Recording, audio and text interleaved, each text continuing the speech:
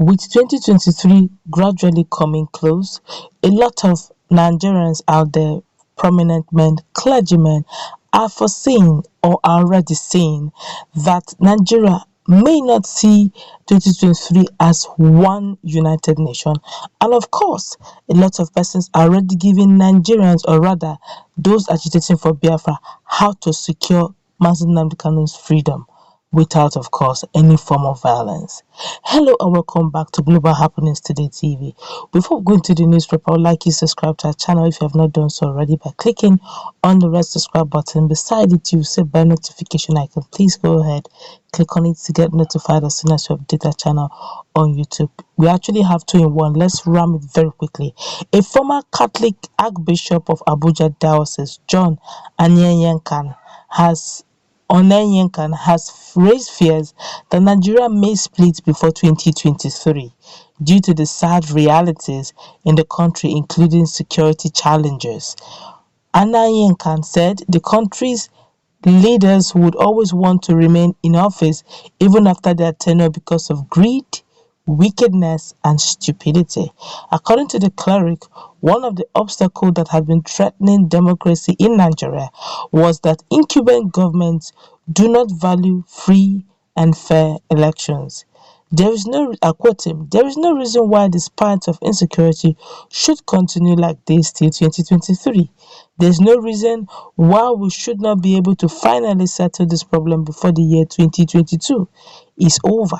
If it is not over, it means we have failed as a nation, and the question will no longer be whether we can have election or not, but whether it makes sense even having an election, because we don't have a country. The matter is serious.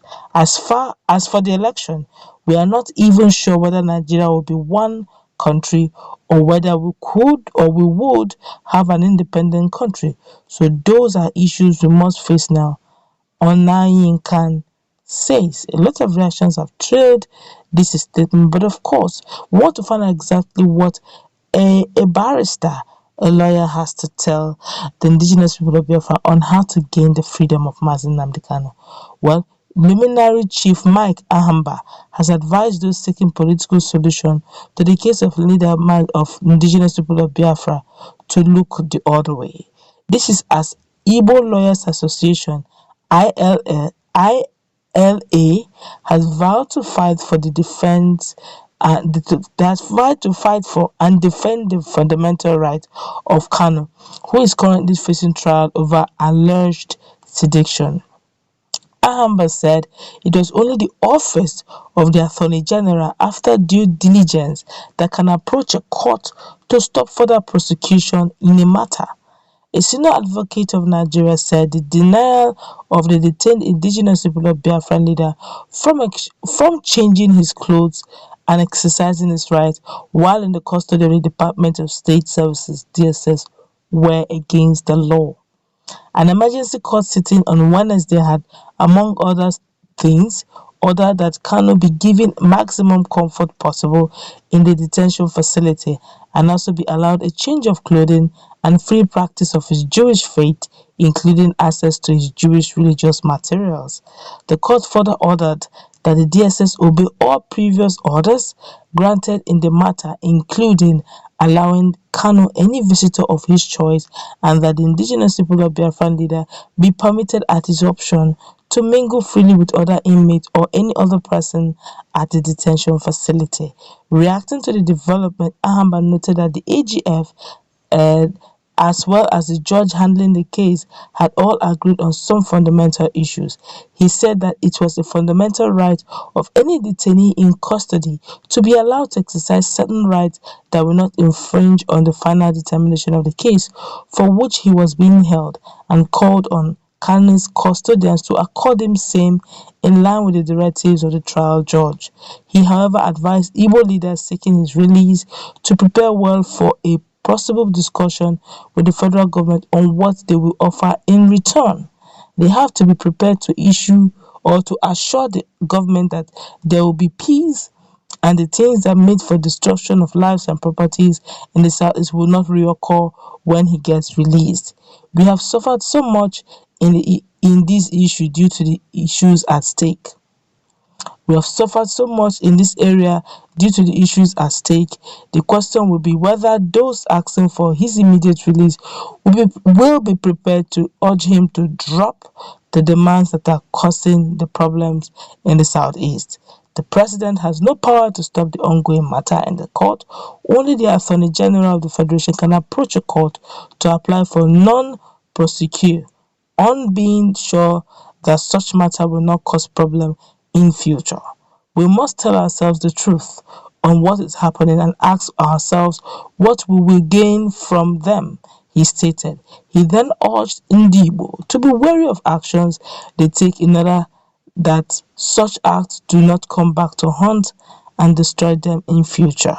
Chairman of ILA Chief Chuks Umuoma, senior advocate of Nigeria, said that Kanu had not committed any offense and should not be treated as a common criminal. He stressed that even the worst of suspected criminals are presumed innocent until proven otherwise. Moama maintained that political solution remains the best option in solving the Kanu issue. But the Igbo National Movement (INM) said the AG's comment was not worth losing sleep over, just as it is noted that Kanu's delayed trial would only strengthen the agitation for the independent state of Biafra. National President of INM, that's Igbo National Movement, Olisa Okolo, said the AGF has put himself and the Federation in a tight corner. As you can see, they are unable to proceed with the trial due to the many delays which are inherent in Nigerian legal system. But with each delay, the calls for political solution will grow stronger. What the AGF has succeeded in doing is to give Nnamdi Kanu a larger stage to keep the discussion going on his Biafran agitation and the general plight of Igbo. Each day the trial continues, the cause for self-determination grows stronger and Igbo become ever more united. The AGF is sadly out of its depth in political maneuver and goes. It is unlikely his advice will hold sway on a political solution. In due course, he must respect the will of the people. Meanwhile, the Igbo National Congress (INC) has urged the federal government to, as a matter of urgency, grant amnesty to Kanu and make peace with the people of Southeast. President of the group, Chilos Godsent, stated that the continued trial of Kanu, contrary to the views of the Attorney General, could no longer endanger the peace in the country. Insisting on political solution as the best option to solve the festering problem in the southeast, he demanded the unconditional release of Kanu, Yoruba Nation activist Sunday Igbo, and other political prisoners. INC therefore urges the federal government of Nigeria to swallow its pride and seek political solutions to address the issues of agitations for self-determination across Nigeria. Alright, you've heard what they have all said. All of them boiling out to Nigerian issues, agitation, insecurity, and activism all joined together. Nigeria really needs prayers and it really needs leaders with very great wisdom to maneuver Nigeria at this critical stage of their life. Let's go wrap it up. Let's meet in the conversation also. Do have a nice time. God bless you. Bye.